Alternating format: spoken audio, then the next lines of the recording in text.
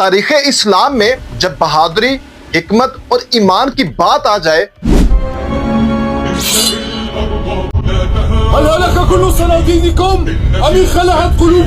تو چند نام دل و دماغ میں روشنی کی طرح چمک اٹھتے ہیں۔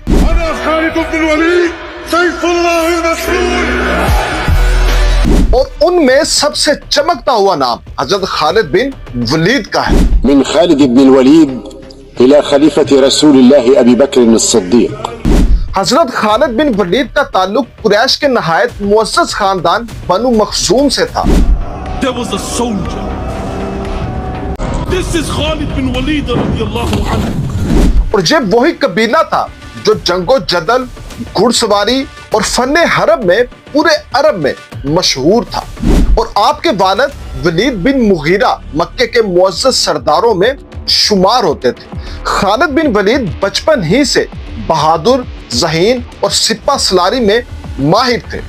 ان کی تربیت جنگی ماحول میں ہوئی تھی۔ نیزہ، تلوار اور گھوڑے کی سواری ان کی فطرت بن چکی، اور یہی وجہ تھی کہ وہ جوانی میں قریش کے بہترین سپاہیوں میں شمار ہونے لگے۔ جب اسلام مکے میں پھیلنے لگا تو حضرت خالد بن ولید ان لوگوں میں شامل تھے جو اسلام کے مخالف تھے۔ جنگ احد میں انہوں نے قریش کے سوار فوج کی قیادت کی اور مسلمانوں کی صفوں میں ایسی حکمت عملی اپنائی کہ جنگ کا رخ بدل دیا۔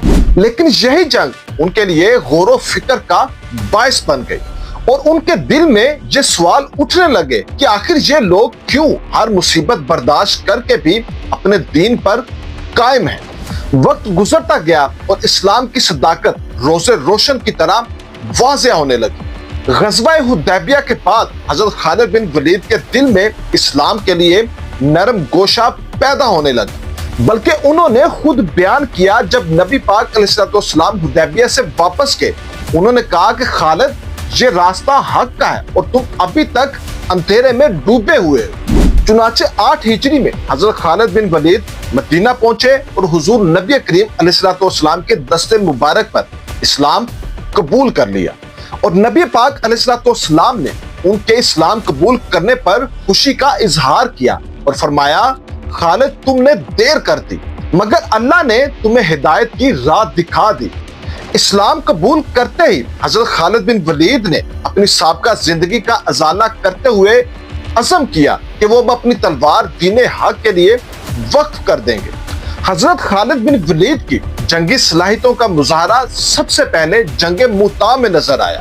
یہ وہ وقت تھا جب نبی کریم علیہ السلام نے 3 کمانڈروں کو مقرر فرمایا تھا، اور وہ 3 کمانڈر ایک کے بعد ایک شہید ہوتے گئے، اور اس کے بعد حضرت خالد بن ولید نے لشکر کی قیادت سنبھالی، اور صرف 3000 مسلمان تھے لیکن دشمن کی تعداد لاکھوں میں تھی۔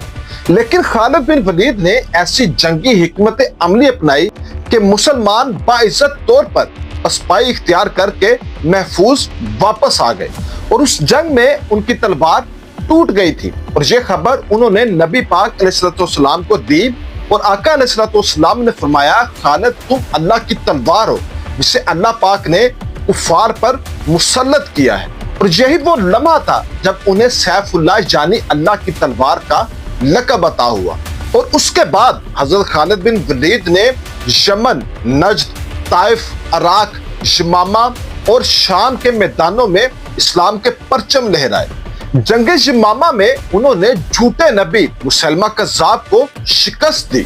جنگ یرموک میں ان کی قیادت میں رومی سلطنت کے مضبوط ترین لشکر کو ہرا کر انہوں نے اسلام کی تاریخ بدل کر رکھ دی۔ خالد بن ولید کی جنگی چالیں اتنی حیران کن ہوتی تھیں کہ دشمن ان کے نام سے لرز جاتا تھا، اور ان کی مشہور حکمت عملی حرب نالین، محاصرہ چکری آج بھی جنگی کتابوں میں مثال کے طور پر لکھی جاتی ہے۔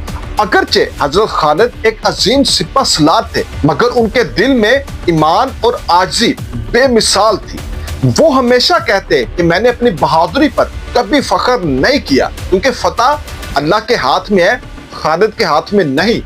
اور نبی پاک علیہ السلام ان سے بے حد محبت فرماتے تھے، اور آپ فرمایا کرتے تھے کہ خالد اللہ کی تلوار ہے کہ جسے اللہ نے کافروں کے دلوں پر اثر کے لیے پیدا کیا ہے۔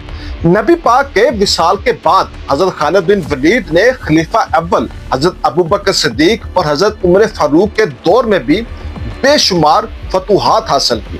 ان کی قیادت میں مسلمانوں نے ایران، عراق اور شام کے کئی حصے فتح کیے، لیکن جب حضرت عمر فاروق نے انہیں سپہ سالاری سے معزول کیا تو انہوں نے بغیر کسی شک و شبہ کے کہا کہ میں اللہ کے لیے لڑتا ہوں، کسی عہدے کے لیے نہیں۔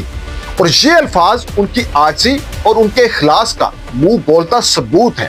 حضرت خالد بن ولید کی زندگی جنگ میدان میں گزری، لیکن اللہ کی مشیت کچھ اور تھی۔ وہ ہمیشہ کہتے تھے کہ میں نے 100 سے زیادہ جنگوں میں حصہ لیا اور میرے جسم کا کوئی بھی ایسا حصہ نہیں جہاں زخم موجود نہ ہو، مگر افسوس خالد بستر پر مر رہا ہے جیسے عورت مر جاتی ہے۔ آخر کار 21 ہجری میں شام کے شہر حمص میں وہ بستر علالت پر وفات پا گئے۔